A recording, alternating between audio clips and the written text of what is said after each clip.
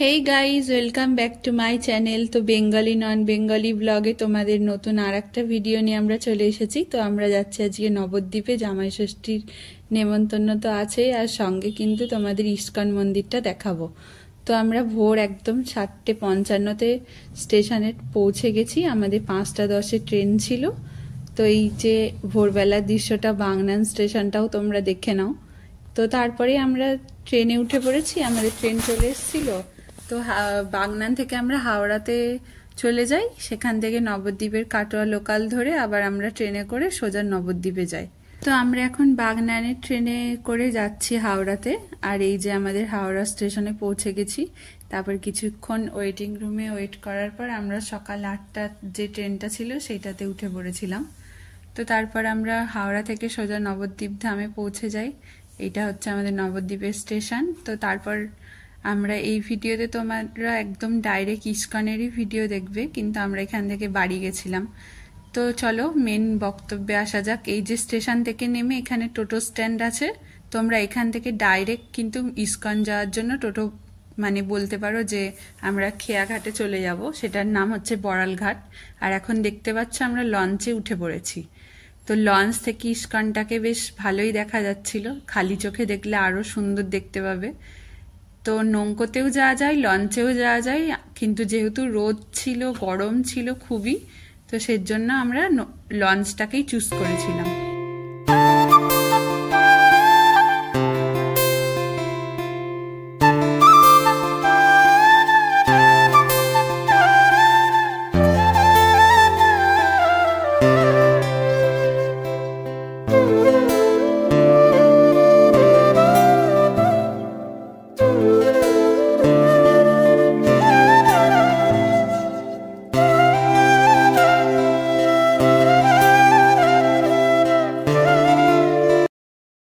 আমরা নবদ্বীপ থেকে এখন মায়াপুরের খেয়াঘাটের দিকে চলে এসেছি। এইটা হচ্ছে মায়াপুর খেয়াঘাট।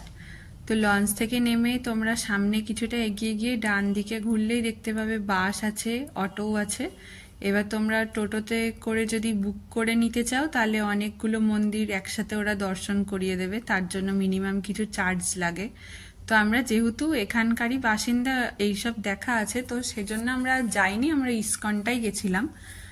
তো ইস্কনটাই চলো তোমাদের দেখায়। আর এর আগেও কিন্তু অনেক ছোট ছোট মন্দির আছে যেগুলো তোমরা চাইলে গিয়েও দেখতে পারো, কিন্তু যেহেতু খুবই রোদ ছিল, গরম ছিল, সেজন্য আমরা টোটোতে উঠে ডাইরেক্ট ইস্কনে চলে যাই। আর এই খেয়াঘাট থেকে তোমরা হেঁটেও মায়াপুর যেতে পারো, ইস্কন মন্দিরে যেতে পারো, খুব একটা সময় লাগে না। তো তার জন্য আমরা এই যে চলে এসেছি এখন লোটাস টেম্পলের কাছে। টোটোটা দাঁড়িয়েছিল বলে তোমাদেরকে এই মন্দিরের গেটটাও খুব ভালো দেখালাম। তো এই মন্দিরটাও কিন্তু নতুনত্ব হয়েছে। তো তারপর আমরা সোজা চলে যাই ইস্কনে।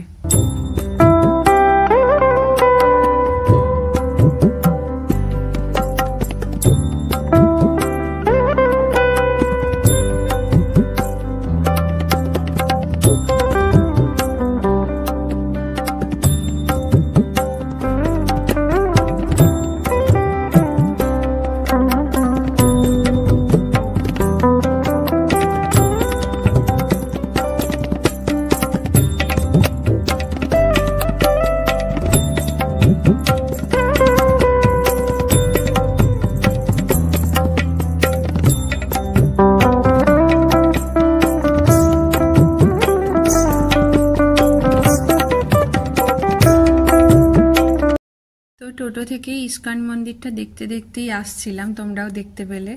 তো এইটাই হচ্ছে ইস্কনের মেন গেট।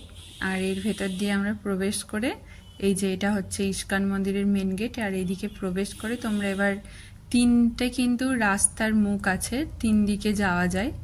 এবার তোমরা যেদিকে চুজ করবে সেদিক দিয়েই যেতে পারবে।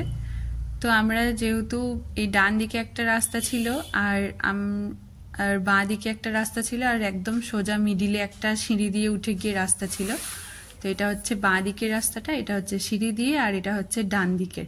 তো আমরা চুজ করেছিলাম সিঁড়ি দিয়ে। তো আমরা সিঁড়ি দিয়ে এই ওপরটায় উঠে গেছিলাম। আর এইটা হচ্ছে দেখে নাও ইস্কন মন্দিরের পুরনো যে মন্দিরটা সেইটা।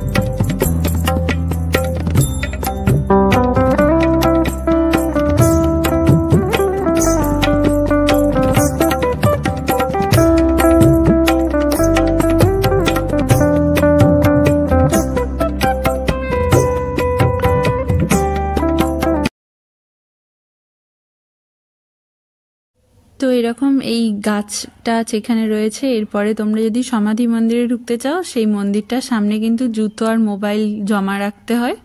তো তারপরে এইখান দিয়ে যে চ্যানেল করা আছে, তো এর পাশ দিয়েই তোমাদেরকে একবার চেকিং করবে যে তোমরা সব ঠিকঠাকভাবে জমা রেখে তারপরেই মন্দিরে ঢুকছো কিনা, তারপরে তোমাদের মন্দিরে ঢুকতে দেবে। তো সেজন্য আমরা তো দেখাতে পারিনি, কারণ ফোন টোন তো নিয়ে যাওয়া অ্যালাউই নেই। তো তারপরে এইখান থেকে সমাধি মন্দির থেকে বেরিয়েই বাঁ দিকে একটা রাস্তা চলে যাচ্ছে, সেখান দিয়ে যেতে যেতে তোমরা এই বড় মন্দিরটা দেখতে পাবে। তো এই রাস্তাটা দিয়ে গিয়ে কিন্তু আমাদের যে কৃষ্ণের যে মেন মন্দির, যেখানে কীর্তন হয়, নাচ হয়, ঠাকুরের গান হয়, যে স্টেজে রাধা কৃষ্ণের যে অষ্টসখী সেই মূর্তি রয়েছে, তারপর মহাপ্রভুর যে মূর্তি রয়েছে, তো সেই সব মন্দির দেখা যাবে। তো ডান দিকেই ছিল হচ্ছে তোমার, এটা হচ্ছে থিয়েটার রুম। তো থিয়েটারের তোমার ইস্কন মন্দিরের যেসব সম্পর্কে, তো এখানে সেটা বলে ভেতরে এসি রুম আছে, আর এখানে টাইমিং সেট করা আছে। তো সেই টাইমেই তোমার কটা থেকে কটা পর্যন্ত এটা দেখানো হয়, তো সেই টাইমটা দেখানো ছিল। তো তারপর আমরা আবার এই ডান দিকে যে থিয়েটার রুমটা, তার বাঁ দিকে রাস্তাটা নিয়েছি।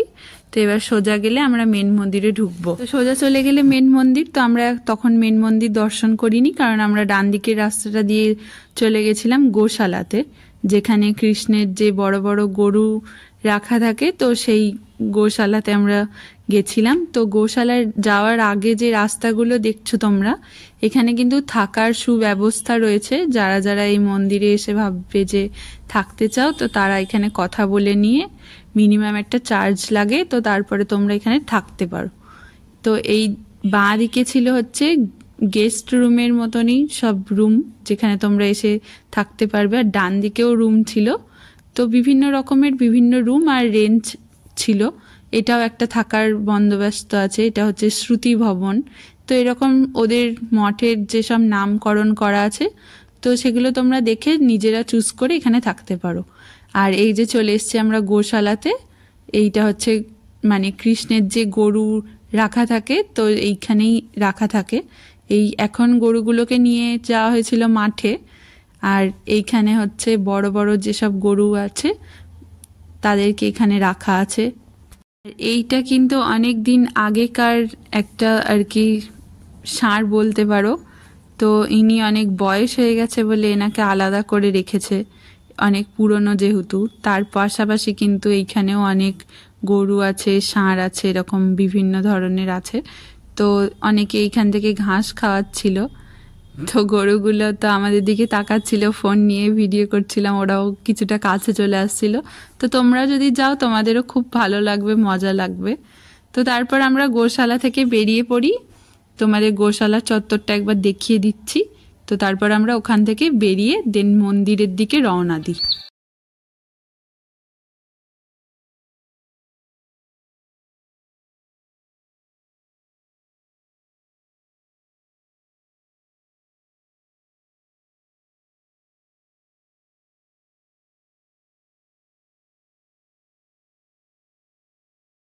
গৌরাঙ্গ কুঠির, এখানে খুব কম রেঞ্জেই তোমরা এই মন্দিরের ভেতরে থাকতে পারো। এখানকার রুমগুলো দেখে নাও তোমরা। এরকম মাথায় টিন রয়েছে আর বেত দিয়ে চারদিকটা ঘেরা।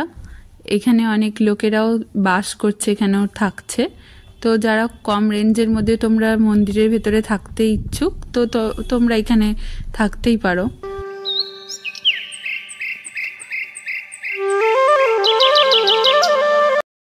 মানে যে বড় এই নতুন মন্দিরটা, এটাও কিন্তু খোলা আছে, কিন্তু 12:30 বেজে যাওয়াতে কিন্তু মন্দিরটা বন্ধ হয়ে যাওয়ার কারণে আমরা এখানে যেতে পারিনি। তোমরা যখন আসবে তখন এই মন্দিরে এন্ট্রি করতে পারো।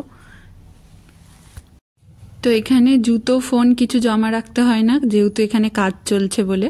আর এটাই হচ্ছে ডান দিকের মেন মন্দির, যেখানে রাধা কৃষ্ণের মূর্তি রয়েছে, অষ্টসখীর মূর্তি আছে, আর শ্রী চৈতন্যদেবের মূর্তি আছে। তো এখানেই মেন কীর্তন হয়। এখানে কিন্তু জুতো, ফোন সব জমা রেখে তোমরা মানে মহিলা আর পুরুষের যে লাইন করা আছে, তো সেখান দিয়ে তোমরা ঢুকে যাবে। এখানে গিয়েও তোমাদের চেকিং হয়, তো তারপরে তোমাদেরকে ছেড়ে দেওয়া হবে, তোমরা যে যার মতন মন্দিরে চলে যেতে পারবে। তো এখানেই সেই কীর্তন হরিনাম হয়। যেটা মানে এই জায়গাটার জন্য সবাই প্রচুর আনন্দও পায় এই মন্দিরে আসার জন্য। এখানেই এত আনন্দ করে কীর্তন করা হয় সবাইকে এক জায়গায় নিয়ে। তো তার পাশেই ছিল একটা খোলা বড় বেশ মাঠ। এখানে